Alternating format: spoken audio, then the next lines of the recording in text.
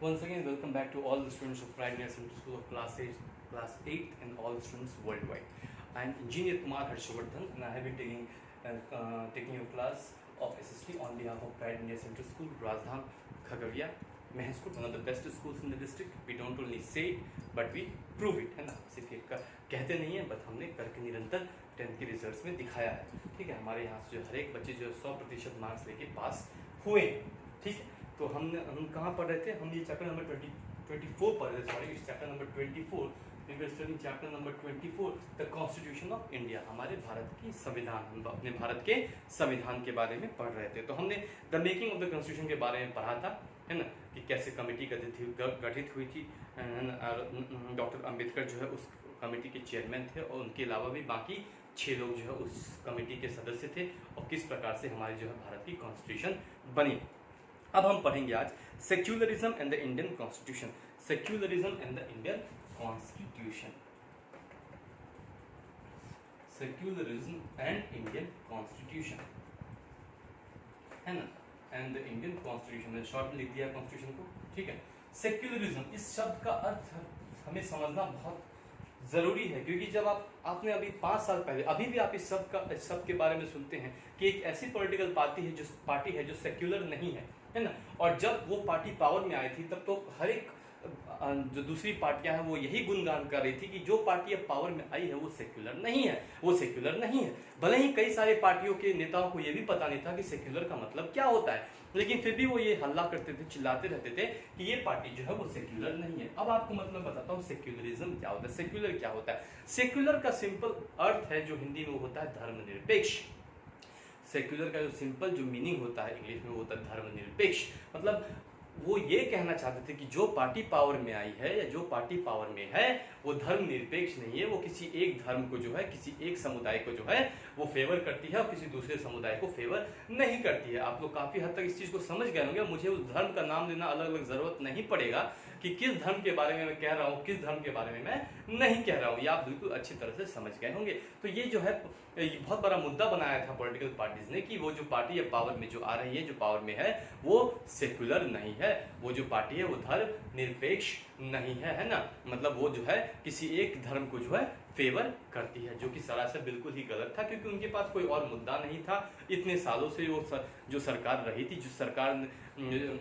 जो सरकार हमारे देश के आज़ादी के बाद 70 सालों तक हमारे ऊपर राज किया, उस सरकार ने देश में शायद ही कुछ अच्छा किया, शायद ही कुछ किया है उसने देश के लिए, सिवाय कि वो सरकार जो है वो ज़्यादा सेक्युलर थी.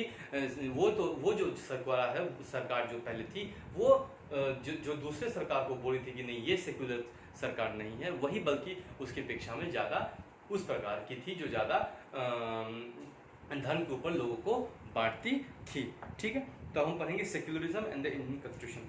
Emphasis on secularism is one of the most important feature of the Indian constitution. ये इंडियन कॉन्स्टिट्यूशन का बहुत महत्वपूर्ण हिस्सा है. It means that all religion are treated equally in India. मतलब all religion should be treated equally in India. मैंने आपको बोला धर्म के ऊपर, तो all religion should be treated equally in India. मतलब हर एक धर्म को जो है हम बराबरी का हिस्सेदार मानेंगे. हर एक धर्म है, चाहे वो हिंदुइज्म हो, चाहे वो मुस्लिम्स हो, चाहे वो सिख हो, चाहे वो आपको क्रिश्चियंस हो, है ना, कोई भी धर्म हो, है ना. आप राम कह लीजिए, आप रहीम कह लीजिए, आप गुरु नानक कह लीजिए, या फिर आप क्राइस्ट कह लीजिए, इन सभी को जो है हमें बराबरी से देखना है, बराबरी का हक देना है, बराबरी से हमें भाईचारा के साथ मिलके यहाँ पे चलना है. हमें इन सभी चीजों पे कभी भेदभाव नहीं करना है कि ये एक बंदा है, नहीं तो ये हिंदू है, ये एक बंदा है, ये मुसलमान है, ये एक बंदा, ये बंदी है, ये क्रिश्चियन है, और ये एक बंदा, एक बंदी है, ये हिंदू हैं, ये मुस्लिम हैं, ये क्रिश्चियन हैं, और या फिर ये सिख हैं. तो इनको इनसे लड़ाओ, इनको इनसे लड़ाओ, वापस में इनको इनसे लड़ाओ, इनको इनसे लड़ाओ, इनको इनसे लड़ाओ, इनको इनसे लड़ाओ, या हो सके तो इनको इनसे लड़ा दो, इनको इनसे लड़ा दो. तो ये सब जो चीजें हैं वो नहीं होनी चाहिए. जो आप आपस में अमूमन आप देखेंगे पार्टियां करते रहती हैं, है ना, लोगों को लड़ाते रहती हैं. और ना ही वो सिर्फ ना ही रिलीजन पे ही नहीं लड़ाती हैं, बल्कि वो कास्ट बेसिस पे लड़ाती है। कास्ट तो बहुत इंपॉर्टेंट फैक्टर, अभी इलेक्शंस आने वाले हैं बिहार में, ये बहुत इंपॉर्टेंट फैक्टर है। हर एक पॉलिटिकल पार्टी जो है जब उनकी बैठक होती है तो उनमें चर्चा होती है कि कौन सा जाति हमें कितना वोट देगा। फॉर एग्जाम्पल अगर आप मान लें कि कोई दो पॉलिटिकल पार्टी है, political party X, political party Y, एक पार्टी कहेगी कि नहीं मुस्लिम वोट तो हमें मिलेगा क्योंकि मुस्लिम जो है हमारे तरफ झुके हुए हैं, दूसरे कहेंगे यादव वोट भी हमें मिलेगा, नहीं ये हमारे तरफ झुके हुए हैं, एक कहेगा नहीं कुर्मी वोट हमें मिलेगा, नहीं क्योंकि ये हमारे लोग हैं, है ना, हम इनकी पार्टी हैं, हम इनके नेता हैं। दूसरी तरफ बोलेंगे फॉरवर्ड लोग का वोट, फॉरवर्ड मतलब जो चार जाति आती है उसमें आपको ब्राह्मण्स, फॉरवर्ड में जो आपको चार जातियां आती हैं वो है ब्राह्मण, फिर तो आपका राजपूत जो जिसको हम क्षत्रिय कहते हैं, फिर आपका एक ब्राह्मण, राजपूत, कायस्थ और एक लाला, चार जात होती हैं, तो वो भी कहते हैं कि इनका वोट हमें मिलेगा। फिर कहेंगे कि नहीं अच्छा जो आपके SC ST हैं जो कि अलग अलग प्रांतों में अलग अलग पॉपुलेशन में है तो उनका वोट हमें मिलेगा। तो हर पॉलिटिकल पार्टी X Y या Z हो ये इन सभी चीज़ों पे बात करती हैं कि ये सब वोट जो है हमारा है, ये सब वोट बैंक हमारा है। वो ये बात नहीं करती हैं कि हमारा एक ही वोट बैंक होना चाहिए और वो है डेवलपमेंट। वो ये बात कभी नहीं कहती हैं कि हमारा एक ही वोट बैंक होना चाहिए और वो होना चाहिए क्या, डेवलपमेंट। वो क्या होना चाहिए, एम्प्लॉयमेंट। वो क्या होना चाहिए, हमारे जो यूथ हैं उनके लिए एम्प्लॉयमेंट। वो क्या होना चाहिए, हमारी महिलाओं के लिए जो है उनके लिए एजुकेशन होना चाहिए। हमारी जो महिला हैं उनके लिए एजुकेशन होना चाहिए। वो क्या होना चाहिए, हेल्थ होना चाहिए। इन सभी चीज़ों पे जो है बात नहीं करती है, और अगर करती भी है तो वो उनके लिए मायने नहीं रखती हैं। अभी मैंने बहुत सारी नई नई पॉलिटिकल पार्टियाँ बिहार में बनी है, वो सब ये कहती चली जा रही हैं हाँ हमको फ्री हेल्थ दिलाएंगे, फ्री एजुकेशन दिलाएंगे। फ्री की बातें लोग बहुत करते हैं, लेकिन मैं आपसे ये सवाल करना चाहता हूँ फ्री में चीज़ें कहाँ से आएंगी, फ्री में चीज़ें कहाँ से आएंगी। अगर मैं आपको फ्री एजुकेशन दे रहा हूँ तो उसके लिए मुझे एक बहुत बड़ा इंस्टीट्यूशन, बहुत ही बड़ा प्रणाली सेटअप करना होता है। वो सेटअप का कॉस्ट जो है वो कहाँ से आएगा, उसके पैसे कहाँ से आएंगे। क्या वो मैं अपने घर से लगाऊंगा? क्या आपको लगता है कोई पॉलिटिकल पार्टी वो चीज़ अपने घर से लगाती है? नहीं। अगर आपको कोई ये कहता है कि मैं आपको फ्री में एजुकेशन दूंगा, फ्री में खाना दूंगा, फ्री में वस्त्र दूंगा, तो ये सब जो है ये सबसे बड़ा झूठ है। इसमें फ्री शब्द ही सबसे बड़ा झूठ है, क्योंकि दुनिया में कोई भी चीज़ आता है that comes with a cost. दुनिया अगर आप मान लीजिए कोई कपड़ा लेने बाजार में जाते हो तो क्या आपको फ्री में दिया जाता है? नहीं। अगर आप बाहर में एक चाय भी पीते तो आपको फ्री में दिया जाता है? नहीं। तो वो जो एक चाय अगर फ्री में नहीं मिल सकता है तो इतनी बड़ी शिक्षा प्रणाली के अंदर आपको फ्री में शिक्षा, फ्री में पढ़ाई, फ्री में कपड़ा, फ्री में सोना, फ्री में रहना कहाँ से मिलेगा? ये सिर्फ लुभाने के लिए, लोगों को बेवकूफ़ बनाने के लिए बहुत बड़ी रणनीति होती है पॉलिटिकल पार्टीज की, कि फ्री फ्री फ्री कह के जो है लोगों को वो ठगा करते हैं। तो it means that all religions are treated equally in India, there is no state religion, है ना। हमारे भारत में जो है कोई ऐसा प्रांत की अलग अलग रिलीजन नहीं है, मतलब अलग अलग कोई कि अगर नहीं बिहार में जो है ये हिंदू या मुस्लिम ही रहेंगे, यूपी में जो है सिर्फ मुस्लिम्स या हिंदू ही रहेंगे, या फिर आप कर्नाटक में चले जाइए तो सिर्फ हिंदू ही रहेंगे, तमिलनाडु में चले जाइए तो सिर्फ मुस्लिम्स ही रहेंगे। ऐसा कुछ नहीं है। अगर आप गोवा चले जाइए तो वहाँ सिर्फ क्रिश्चियंस रहेंगे, ऐसा कुछ भी नहीं। हमारे देश में ऐसा ये है ही नहीं। ये सिस्टम कि किसी भी प्रांत में या किसी भी स्टेट में जो है वो एक रिलीजन स्पेसिफिक स्टेट है कि वहाँ पे एक ही रिलीजन के लोग रह सकते हैं और दूसरे रिलीजन के लोग नहीं रह सकते हैं। By giving equal importance to all religions our constitution prohibits discrimination, मतलब सबको समानांतर महत्व देने के साथ साथ सबको समानांतर इक्वली सबको देखने से जो है हमारा कॉन्स्टिट्यूशन ये कहता है कि हम किसी में डिस्क्रिमिनेशन मतलब भेदभाव, किसी के अंदर हम डिस्क्रिमिनेशन भेदभाव नहीं करते हैं। प्रमोट्स हार्मोनी, सबके अंदर जो है हम भाईचारा जो है जगाना चाहते हैं। हमारा जो एक ही उद्देश्य कि सब लोग भाईचारे के साथ रहें, चाहे वो हिंदू हो, चाहे वो सिख हो, चाहे वो मुस्लिम हो, चाहे वो ईसाई हो, चाहे वो अलग माइनॉरिटीज़ में आते हो, कोई भी हो, जो है सब लोग जो है भाईचारे के साथ एक साथ रहें, उनमें भाईचारा बने रहे, हर काम में उनकी भागीदारी हो, हर चीज़ों में उनकी भागीदारी हो, चाहे वो नौकरी हो, चाहे वो शिक्षा हो, चाहे वो आपका स्वास्थ्य हो, हर चीज़ में जो है उनकी भागीदारी होनी चाहिए। Promotes harmony among different religion groups and thus strengthen the unity of the country, और हमें जो है अपने देश की एकता और अखंडता को बनाए रखना है। यूनिटी मतलब एकता, और हमें अपने देश की एकता और अखंडता को बनाए रखना है। कहते हैं ना कि there is strength in unity, है ना, यूनिटी ओनली हैज स्ट्रेंथ, है ना, यूनिटी में ही स्ट्रेंथ होता है। मतलब अगर आप एक साथ हैं तो आप बड़े से बड़ी चीज़ों का सामना कर सकते हैं, लेकिन अगर वही लोग जो है अलग अलग हो जाएंगे तो एक छोटी से छोटी चीज़ें भी उन्हें जो है परास्त कर सकती हैं।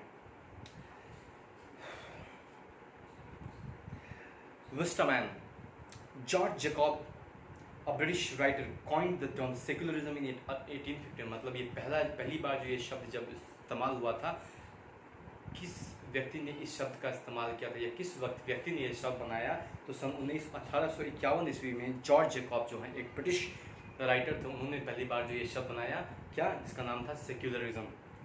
The word secular was incorporated into the preamble of the Indian Constitution by an amendment in the Constitution in 1976। 1976 में जो है हमारे कॉन्स्टिट्यूशन में, हमारे संविधान में संशोधन किया गया और फिर ये शब्द सेक्युलरिज्म उसमें डाला गया। अमेंडमेंट मतलब संशोधन, अमेंडमेंट AMENDMENT, अमेंडमेंट मतलब संशोधन किया गया और फिर उसमें ये डाला गया। The purpose was to describe the nature of the state of India. और इसका क्या काम था, पर्पस, इसका काम क्या था, ये इसका उद्देश्य क्या था, इसका यही उद्देश्य था कि the purpose was to describe the nature of the state, कि हमारे जो देश में अलग अलग प्रांत हैं उनका क्या मतलब क्या निकल के आता है, ये उसको दर्शाने के लिए जो है इन्होंने हमारे जो कॉन्स्टिट्यूशन में इसको डाला गया। अब है directive principles of the state policy. इसका मतलब यही होता है, सिंपल आपको इसका मतलब मैं समझाता हूँ। Directive principles of the state policy का मतलब क्या होता है कि ये ऐसी पॉलिसीज हैं जो गवर्नमेंट जो है जो बनाई जाती हैं, ऐसी पॉलिसीज जो है जो बनाई जाती हैं, लेकिन ये सरकार के ऊपर निर्भर है कि वो उसे माने या ना माने। अगर ये सरकार उसे मानेगी तो उनके लिए अच्छा होगा, नहीं भी मानेगी तो उसके लिए कोई पनिशमेंट नहीं है। फॉर एग्जांपल मैं बताता हूँ, जो हमारे फंडामेंटल राइट्स हैं, हमारे पास फंडामेंटल राइट्स होते हैं, 6 फंडामेंटल राइट्स हैं हमारे पास। ये क्या है, ये ऐसा चीज है जो आपको कोई भी, even the supreme court of India can not deny you with this.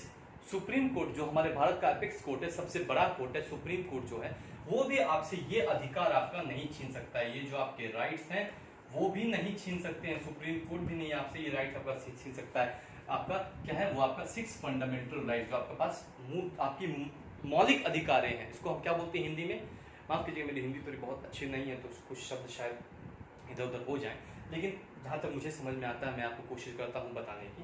तो जो और दूसरी बात, हिंदी हमारी राष्ट्रभाषा नहीं है। गलती से भी कहीं नहीं बोलिएगा कि हिंदी हमारी राष्ट्रभाषा है।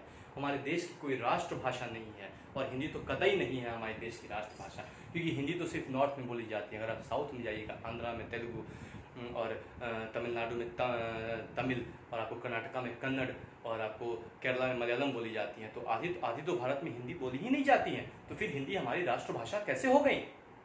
तो हिंदी हमारी राष्ट्रभाषा नहीं है। सिर्फ ये कहा गया है कॉन्स्टिट्यूशन में कि इसे प्रमोट करना है, हमें प्रमोशन करना चाहिए इसका, लेकिन हिंदी हमारी राष्ट्रभाषा नहीं है। ठीक, तो जैसे हमारे 6 फंडामेंटल राइट्स, हमारे ये क्या है, मौलिक अधिकार है हमारे, right to freedom of speech, right to expression, ये सब क्या हमारी मौलिक अधिकार हैं जो कोई भी हमसे नहीं छीन सकता है।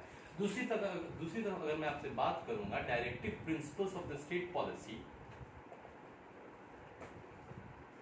Directive principles of the state policy का मतलब ये होता है, कुछ ऐसी चीजें हैं, मान लीजिए सरकार ने कोई नियम कानून XYZ निकाला है, इस नियम कानून के अंतर्गत क्या है, अगर कोई ये नियम कानून बना है तो या तो चाहे तो सरकार इसे मान सकते हैं, या तो आप एग्री करते हैं, या तो आप इससे डिनाई करते हैं, है ना, या तो आप एग्री करते हैं या तो आप डिनाई करते हैं। अगर आप इसके साथ एग्री करते हैं और आप इसे मानते हैं तो ये आपके लिए अच्छा होगा, आपके स्टेट के लिए ये गुडविल की तरह एक्ट करेगा। It will act good to state, है ना, it will act good to state, मतलब ये आपके स्टेट के लिए अच्छा होगा। ये कुछ ऐसी पॉलिसीज बनाई गई हैं कि अगर इसे स्टेट की सरकारें माने, अगर इसे स्टेट की सरकारें माने तो ये उनकी स्टेट में क्या करेगा, उत्थान ही लाएगा, उनकी स्टेट को आगे ही बढ़ाएगा, पीछे नहीं जाएगा। लेकिन ये इम्पिकेबल नहीं है, मतलब ये आपको जबरन है आपके ऊपर एनफोर्स नहीं किया जा सकता है। अगर मान लीजिए कोई 2 स्टेट है, एक स्टेट ए है, एक स्टेट बी है, ये स्टेट जो है directive principles of the state policy, मैं डीपीएसपी लिखता हूँ, directive principles of the state policy DPSP, अगर ये स्टेट जो है इसको मानने के लिए तैयार है, लेकिन ये स्टेट अगर इसको मानने के लिए तैयार नहीं है तो कोई बात नहीं, ये स्टेट इसको मान सकती है और ये स्टेट इसे नहीं भी मान सकती है। इस पे जो है अगर ये स्टेट नहीं मान रही तो इसके ऊपर जबरन कोई जबरदस्ती नहीं की जा सकती है, या फिर इसके ऊपर कोई पनिशमेंट या फिर कोई फाइन नहीं लगेगा। ये कहा गया है कि अगर आप इसे मानेंगे तो आपके लिए अच्छाई होगी। जैसे कि अगर मान लीजिए आप सुबह उठते हैं और आपको कहा जाता है कि अगर आप व्यायाम करेंगे, अगर आप कसरत करेंगे, एक्सरसाइज करेंगे तो आपकी सेहत के लिए अच्छा रहेगा, तो ये सही बात है, आपके घर वाले कह रहे हैं तो अगर आप ये करेंगे तो आपके लंबे समय के लिए आपको अच्छा होगा, आप बीमारियों से दूर रहेंगे। लेकिन अगर आप नहीं भी करेंगे तो इसके ऊपर आपके ऊपर कोई जबरन आपको मारपीट नहीं किया जाएगा, आपके ऊपर कोई पनिशमेंट नहीं लगाया जाएगा, ये आपकी अच्छाई के लिए। अगर आप इसे फॉलो करेंगे तो दूसरों से आप ज़्यादा स्वस्थ रहेंगे, और नहीं करेंगे तो हो सकता है कहीं ना कहीं आपकी तबीयत खराब होगी, है ना। अगर आप ये करते तो हो सकता है आपकी तबीयत नहीं खराब होती, ठीक है। तो ये इसका मतलब सीधा यही है कि आप इसे चाहे तो फॉलो कर सकते हैं, नहीं चाहे तो फॉलो नहीं भी कर सकते हैं। अब आगे पढ़ते हैं इसमें। The founding father of our constitution, जिन्होंने बनाया ये constitution, were aware that all the ideals of the constitution cannot be changed into laws at once, है ना। मतलब ये कोई लॉ नहीं है, है ना। अगर ये लॉ बन जाएगा तो this will become an enforcement, तो क्या होगा, इसको एनफोर्स किया जाएगा, इसको जबरन जो है लागू किया जाएगा, और फिर आपको चाहे अनचाहे में इसे मानना ही पड़ेगा। लेकिन ये कोई लॉ नहीं है, ये ऐसी चीजें हैं जो आपकी अच्छाई के लिए, स्टेट की व्यक्तिगत अच्छाई के लिए बनाई गई हैं। Knowing this, they laid down certain guidelines for future government so that progress and development of the country could be achieved. इन्होंने ये इसलिए बनाया ताकि अगर जो स्टेट इसे मान रहा है वो और दूसरे स्टेट से आगे निकल के आएगा और निखर के आएगा और वो और अच्छा करेगा हर फील्ड में। When a government wants to give effect to directive principles, it passes a law to that effect. There are various types of directive principles, अलग अलग तरह के directive principles हैं। They may be put into different groups as follows. उनको अलग अलग categories में डाला गया है। पहला पढ़ते हैं, to promote social economic justice, है ना। इकोनॉमिक मतलब जो आपका मूल आधार है, जीने का आधार है ना, जिसे आप इकोनॉमी मतलब पैसे से भी लेन देन के तौर पर उसे देख सकते हैं। तो to put up the economic justice, to promote economic justice को बढ़ावा देना। The state shall take steps, अब कौन कौन से स्टेप्स स्टेट्स को लेना है ताकि वो इकोनॉमिक जस्टिस को बढ़ावा दे सके। पहला, to distribute wealth and material resources in equal proportion, मतलब हर एक के पास बराबरी का पैसा होना चाहिए। ये तो आप जानते हैं हर एक के पास नहीं है। अगर हर एक के पास बराबरी का पैसा होता तो अमीरी और गरीबी शब्द का प्रयोग ही नहीं किया जाता।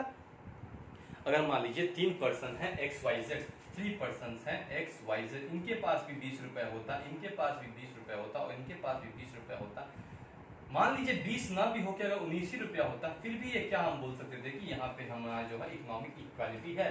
इन सब के बीच में क्या है, इकोनॉमिक इक्वालिटी है, पैसे के लेन में इक्वालिटी, इन सभी के बीच में क्या इकोनॉमिक इक्वालिटी है। मतलब कि तो फिर गरीबी और अमीरी शब्द का प्रयोग करने का कोई मतलब ही नहीं बनता, ये शब्द एग्जिस्ट ही नहीं करते। To provide equal means of livelihood to all the citizen, जो भी हमारे भारत के नागरिक हैं उन सबको जीने का बराबर का अधिकार हो, पैसे के तौर पे या कुछ दूसरी चीज के तौर पे भी उन सभी को जीने का बराबरी का अधिकार हो, जो कि नहीं होता है। To secure proper condition of work for all the workers, मतलब हर व्यक्ति को जो है उसके मुताबिक, उसकी शिक्षा के मुताबिक, उसके पढ़ाई के मुताबिक, उसकी डिग्री के मुताबिक उसे नौकरियां दी जाए, जो कि ये भी हमारे देश में नहीं होता है ना।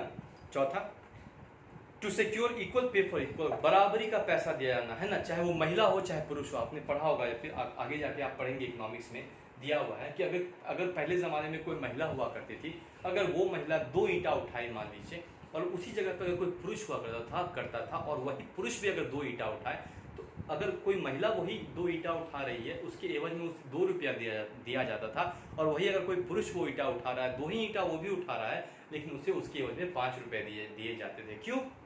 सिर्फ इसलिए कह के इसको हम बोलते हैं जेंडर बायस, है ना, inequality on the basis of gender. इसे हम क्या कहते हैं, inequality on the basis of gender, मतलब कि सिर्फ स्त्रीलिंग या पुल्लिंग होने से जो है हम उसके ऊपर इनइक्वालिटी कर रहे हैं, हम उसके ऊपर डिस्क्रिमिनेशन कर रहे हैं। क्योंकि वो महिला है तो सिर्फ क्योंकि महिला है, वो बाय नेचर महिला है, उसे कुदरत ने उसे महिला बनाया है, तो इसलिए उसे 2 ही रुपए का उसे हकदार मानते हैं, चूंकि वो महिला है। और चूंकि वो पुरुष है, उसके पास 2 अलग अलग सिंग लगे हुए हैं, तो इसे जो है उसी चीज के लिए 5 रुपए दिए जाते थे। तो ये कहता है directive principle of the state policy की हमें इसे बढ़ावा नहीं देना है, equal pay for equal work, है ना। अगर उन्होंने बराबरी का काम किया है, महिला ने बराबरी का काम किया, पुरुष ने बराबरी का काम किया, दोनों ने वही काम किया है, तो दोनों को बराबरी का हक मिलना चाहिए, बराबरी का पैसा मिलना चाहिए।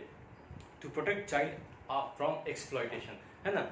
बच्चों को जो है कारखाने में, कल कारखाने में जहाँ पे हार्मफुल गैसेस निकलते हैं, फैक्ट्रीज में जो है उन्हें वहाँ पे काम नहीं करने देना चाहिए, और उन्हें डोमेस्टिक हेल्थ में भी, घर में भी उनका जो शोषण होता है, उनके साथ गलत गलत चीज़ें की जाती हैं, वो भी जो है उससे भी हमें जो है अपने बच्चों को बचाना है। आप अगर नहीं जानते तो आप जान लीजिए कि कैलाश सत्यार्थी जी हैं, जो इलेक्ट्रिकल इंजीनियर की उन्होंने पढ़ाई की, इलेक्ट्रिकल इंजीनियर है। उन्होंने देश के करीब 70,000 से ज़्यादा बच्चों को इस चीज़ों से बाहर निकाला है, मतलब फैक्ट्री से उन्हें बचाया है, देह व्यापार से बचाया है, उन्होंने डोमेस्टिक हेल्प से बचाया है, मतलब इन सभी चीज़ों में जहाँ पे उनका एक्सप्लॉयटेशन हो सकता था, उनके साथ दुर्व्यवहार, उनके साथ दुष्कर्म हो सकता था, इन सभी चीज़ों से जो है उन्हें बचा के लाया है कि नहीं। तो इसके लिए उन्हें बहुत सारे अनेक पुरस्कार भी दिए गए हैं, और सिर्फ हमारे देश नहीं बल्कि दूसरे देशों ने भी उन्हें इसके लिए सम्मानित किया है, ठीक है।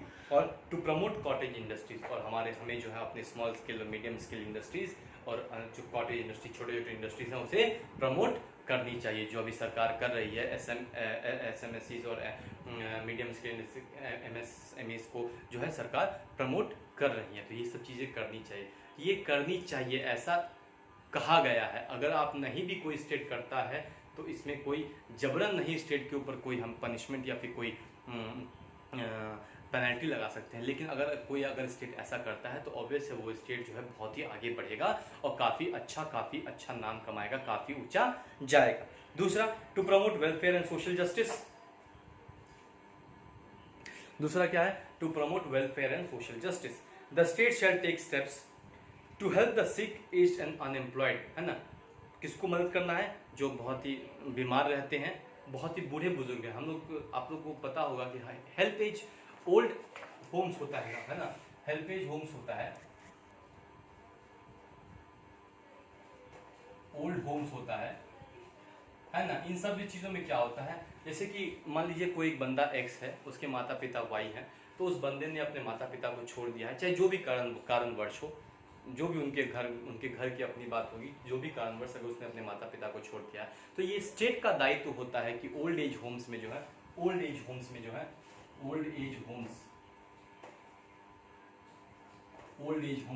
उन्हें दाखिला दें, उन्हें वहाँ रखें, उन्हें उनके खाने पीने का, उनके स्वास्थ्य का प्रबंध करें, ये स्टेट का दायित्व होता है। और अनएम्प्लॉयड, और जो अनएम्प्लॉयड, अगर आप अमेरिका जाएंगे, अमेरिका ऐसे विकसित देशों में जाएंगे तो वहाँ पे अनएम्प्लॉयड जो यूथ होते हैं उनको उसका भत्ता दिया जाता है। मतलब अगर आप जब तक अनएम्प्लॉयड हैं, आपको एक समय दिया जाएगा, 1-2 साल तक, कि आप अपना एम्प्लॉयमेंट ढूंढिए, आप कहीं कामकाज ढूंढिए, और जब तक आपको कामकाज नहीं मिलता है तो एक छोटा सा जो हिस्सा है आपको दिया जाएगा, ताकि आप अपना रहन सहन और पालन पोषण, खाने का और रहने का प्रबंध कर सकें। हमारे देश में करना ये मुमकिन नहीं है कि हमारे देश में एजुकेशन भी बहुत ख़राब है, लोग एजुकेशन लोग पढ़ाई लिखाई के लिए उतना जागरूक भी नहीं है। प्लस दूसरी बात है, इतनी ज़्यादा आबादी हमारे देश में, सबको एम्प्लॉयमेंट मिलना ये भी बहुत बड़ा कठिन बात है। इसीलिए to promote the education and economic interest of the weaker section of the society, है ना।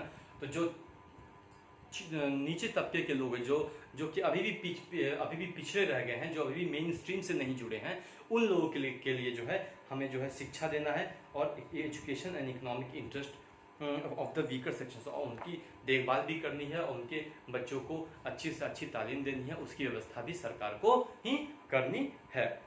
To give free legal aid to the poor so that they are not denied justice, है ना। और अगर किसी भी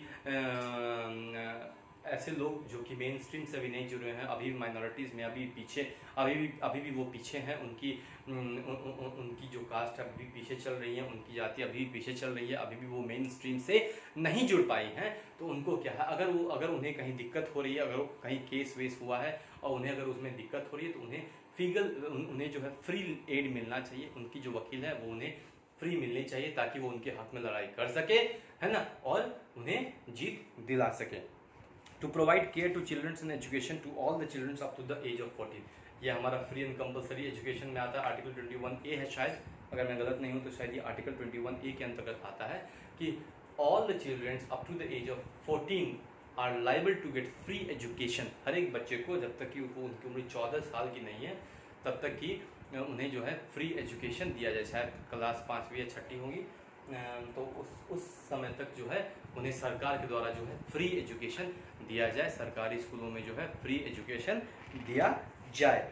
to raise the standard of living of people and improve public health, है ना, उनकी रहन सहन का जो तरीका है, जो स्टैंडर्ड है, उससे थोड़ा बढ़ाया जाए। और उन्हें सबसे इम्पोर्टेंट है हेल्थ, उन्हें जो है प्रॉपर डॉक्टर्स, प्रॉपर नर्स जो है उन्हें मुहैया कराई जाए। हमारे देश में जो है, अगर मैं सिर्फ बिहार की बात करूं, शायद तो जहाँ तक मुझे डाटा याद आ रहा है, करीब 28 से 30 हज़ार आदमी पे एक डॉक्टर है। जबकि अगर आप विकसित देश में चले जाए, अमेरिका ऐसे देशों में चले जाए, तो वहाँ 1000 लोग पे एक डॉक्टर है। सोचिए कितना का गैप है ना, 29,000 का गैप है। आप सोच समझ सकते हैं हमारा देश कितना अभी पीछे है और कितना कुछ हमारे देश को करना है और आगे बढ़ना है। वो तभी पॉसिबल है जब यूथ जो है हमारे देश के, हमारे तरह और आपके तरह लोग जो है आगे बढ़ के इसमें बढ़ चढ़ के हिस्सा लेंगे, और हमें ही अपने देश से गंदगी को मिटाना पड़ेगा। वरना जो ये पॉलिटिकल पार्टीज हैं, यहाँ पे सिर्फ वही लोग आते रहेंगे, गंदे लोग ही आते रहेंगे और ये समाज को गंदा करते रहेंगे। हमें अच्छे लोगों को चुनना है, पढ़े लिखे लोगों को चुनना है, ताकि वो समाज की गंदगी को हटा सकें। To organise agriculture and animal husbandry on modern scientific lines, हमारा जो एग्रीकल्चर है उससे भी हमें मॉडर्न करना है, ताकि हम कम से कम लागत में ज़्यादा से ज़्यादा उपजा सकें। एंड एनिमल हस्बेंड्री, और हमें जो है मछली पालन हो गया आपका, चाहे गाय पालन हो गया, चाहे गौ पालन जिसे हम बोलते हैं वो हो गया, इन सभी चीज़ों में भी हमें आगे बढ़ना है। To protect and improve milk cattles and prohibit the slaughter of cows, है ना, गाय की हत्या, गौ हत्या जो है हम उसे रोकना होगा, गौ की हत्या नहीं करने देनी होगी, है ना। और cows and other milch and draught cattles, तो हमें उन सभी का भी ख्याल रखना है जो हमें दूध देते हैं, जिससे हमें मांस मिलता है, इन सभी जानवरों का भी ख्याल रखना है। To strengthen the democratic system, है ना, और अपने डेमोक्रेसी को भी मजबूत करना है, तो इसके लिए क्या क्या करना होगा। To ensure the separation of the judiciary from the executive, है ना, हमारे अपने जुडिशरी को, जो हमारा जुडिशियल सिस्टम है, कोर्ट्स वगैरह हैं, लॉज वगैरह हैं, जहाँ पे पनिशमेंट्स वगैरह होती हैं, उन सभी चीज़ों को जो है एग्जीक्यूटिव से, हमारे MLAs, MPs, विधायक, इन सभी चीज़ों से अलग करना होगा, उनको इंडिपेंडेंट करना होगा, ताकि हमारे देश के जो MLA, MP, विधायक जो है वो उन लोगों पे जो है दबाव ना बना सके, कुछ गलत करने के लिए उन लोगों पे जो है दबाव ना बना सकें। To establish village panchayat and units of local self government, हमने आपको लास्ट क्लास में बताया था, पहले हमारे पास सिर्फ 2 फॉर्म्स ऑफ गवर्नमेंट हुआ करती थी, एक है आपका central government, that is the union government, और दूसरा स्टेट गवर्नमेंट। लेकिन फिर बाद में जो है पंचायती राज बनाया गया, ताकि जो है और लोगों का जो है अच्छी तरह से उनके गांव में, उनके कस्बे में जो है कल्याण हो सके। तो लोकल गवर्नमेंट में आपका जिला परिषद, मुखिया, वार्ड्स, ये सब आते हैं। To establish a uniform civil code, है ना, पूरे देश में एक यूनिफॉर्म सिविल कोड होना चाहिए, यूनिफॉर्म लॉ होना चाहिए, सबके लिए जो बराबर है, किसी भी चीज़ में भेदभाव ना हो, चाहे वो बड़े MLA, MP ही क्यों ना हो, या फिर छोटे स्तर के नॉर्मल इंसान ही क्यों ना हो, उन लोगों में भी भेदभाव नहीं होना चाहिए किसी भी चीज़ों में। And to establish uniform laws relating to marriage, divorce and inheritance of all citizens, हमें एक ऐसा भी कानून चाहिए जो कि दहेज प्रथा को ख़त्म कर सके, है ना, मैरिज को, जो मैरिज में अगर कोई प्रॉब्लम्स आती है, डिवोर्स की प्रॉब्लम आती है, उस ग्राउंड्स को जो है वो क्लियर रख सके, है ना, वो बराबरी का हक हो लड़की के लिए भी, लड़का के लिए भी, ऐसा नहीं कि लड़का को वो फेवर करे और लड़के को फेवर ना करें। To establish uniform laws relating to marriage, divorce, marriage में आपका वही दहेज प्रथा को लेकर लोगों को आमरण अनशन करना चाहिए कि भाई नहीं, दहेज प्रथा खत्म करें। क्यों, अगर बेटी भी उतनी ही पढ़ी हुई है, हमारी लड़की भी उतनी पढ़ी हुई है और लड़का भी उतना ही पढ़ा हुआ है, फिर भी हमारी लड़की को उसको दहेज देना है, या अगर हमारा लड़की ही ज़्यादा पढ़ी हुई है और लड़का कम पढ़ा हुआ है, फिर भी उसे दहेज देना है, सिर्फ इसलिए क्योंकि ये जेंडर बायस है, क्योंकि हम लड़के वाले हैं, तो इसलिए हमें दहेज चाहिए, इस पर भी हमें रोक लगानी पड़ेगी। और डिवोर्स, है ना, इनकेस अगर डिवोर्स होता है, कुछ अनबन होती है, उसके कारण अगर कोई डिवोर्स होता है, and inheritance of all the citizens. तो अगली क्लास में हम पढ़ेंगे फंडामेंटल राइट्स के बारे में, आपको मैं कुछ और इंपॉर्टेंट शब्द बताऊंगा, जैसे कि क्यू वारंटो क्या होता है ना, तो इन सभी चीज़ों के बारे में आपको बताऊंगा, और हम पढ़ेंगे नेक्स्ट क्लास में अपने फंडामेंटल ड्यूटीज़ के बारे में, और फिर ये जो चैप्टर है आपका ये खत्म हो जाएगा। मैं आशा करता हूँ कि यहाँ तक आप लोगों को कोई दिक्कत नहीं हुई होगी। बहुत ही इंटरेस्टिंग चैप्टर है, कभी भी आप SST को जो है बर्डन लेके ना पढ़ें, बहुत ही सुंदर, बहुत ही रोचक चीज़ है ये। आपको अपने नेताओं के असलियत के बारे में पता चलेगा कि वो कैसे आपको जो है बरगला रहे हैं, आपके फैमिलीज वालों को कैसे बरगला रहे हैं, जाति के नाम पे, धर्म के नाम पे कैसे वो आपको ठग रहे हैं, और आपके वोट से जो है वो राज कर रहे हैं। तो इन सभी चीज़ों से जो है अगर देश को आगे निकलना है तो हमें इन सभी चीज़ों को मिटाना हो। तो मैं आशा करता हूँ यहाँ तक कि आप लोग सब कुछ समझ गए होंगे। काफ़ी इंटरेस्टिंग होगा, काफ़ी रोचक चैप्टर है। तो आप इन सभी चीज़ों को अच्छे से पढ़ें, देखें किताब को, जो मैंने आपको अभी ऑनलाइन क्लास में पढ़ाया है उनको किताब से भी अच्छे से पढ़ें। फिर आपको चीज़ें बहुत ही क्लियर, ट्रांसपेरेंट हो जाएंगी कि असल में क्या है, क्या हो रहा है, कॉन्स्टिट्यूशन में क्या लिखा हुआ है और उसे नेताओं ने किस प्रकार से बना के रखा हुआ है अपने फ़ायदे के लिए। ठीक है, तो फिलहाल आज तक के लिए इतना ही। मैं इंजीनियर कुमार हर्षवर्धन आप सबसे विदा लेना चाहूँगा। फिर बहुत जल्द हम लोग अपने नेक्स्ट क्लास में मिलेंगे और बहुत ही जल्द स्कूल खुलने वाला है। मैंने आप लोगों को कहा था कि स्कूल खुलने वाला है किस तारीख से, लेकिन कुछ कारणवश जो है आज स्कूल नहीं खुला है, क्योंकि अभी कुछ डीएम्स की मीटिंग्स बाकी है, वो सब होनी है। उसके बाद एक औपचारिक रूप से एक लिखित प्रमाण जारी होगा और उसके बाद ही जो है स्कूल को निरंतर रूप से खोली जाएगी। लेकिन इतना आप जरूर ध्यान रखें कि इस महीने में आपकी स्कूल जो है पक्का खुलेंगी। तो तब तक के लिए thank you so much to all the students of Pride India Central School and all the students worldwide, जो पूरे भारत में हमारे ऑनलाइन क्लासेस को देख रहे हैं, उससे पढ़ रहे हैं और काफ़ी कुछ सीख रहे हैं। हमें बहुत प्रसन्नता महसूस होती है, बहुत अच्छा लगता है कि हम भारत के योगदान में कुछ कंट्रीब्यूशन कर रहे हैं, भारत के आगे बढ़ने में कुछ कंट्रीब्यूशन कर रहे हैं। And thank you so much once again to all students and guardians from Pride India Central School, Rajdhan Khagaria. And thank you so much for listening very much patiently to me. We will meet once again. Thank you so much.